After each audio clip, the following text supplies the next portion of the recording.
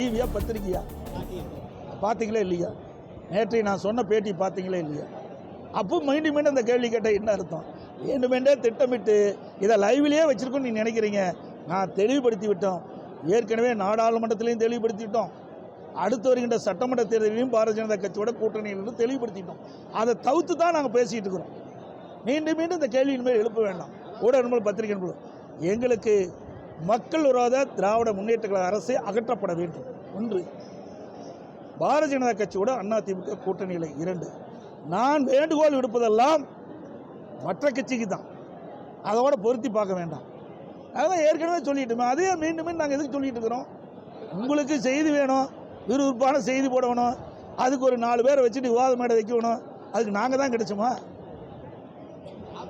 ஒரு கற்பனையான கேள்வியை உருவாக்கி அதை கேள்வி கேட்டீங்களே எப்படி?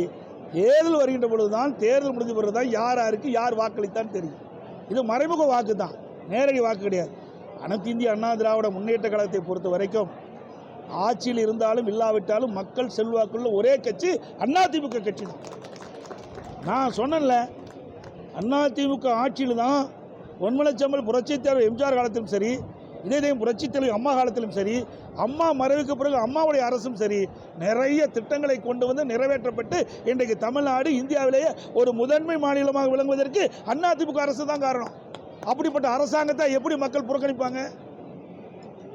மக்களுக்கு யார் சேவை செய்கிறார் என்று நல்லா தெரியும் மக்களுக்கு. அதே அதிமுகவை பொறுத்த வரைக்கும் மக்கள் செல்வாக்குள்ள கட்சி என்பதை பலமுறை நாங்கள் நிரூபித்து காட்டுகின்றோம். நடைபெற்று முடிந்த நாடாளுமன்ற தேர்தல் கூட 2019 நாடாளுமன்ற தேர்தல் வாங்கிய வாக்கு விட 1% வாக்கு அதிகம். 2019 திராவிட முன்னேற்ற கழகம் நாடாளுமன்றத்தை வாங்கின வாக்கு விட 2024 நாடாளுமன்ற தேர்தலில் 7% வாக்கு குறைவு. அதை போடுங்க பத்திரிகையில்.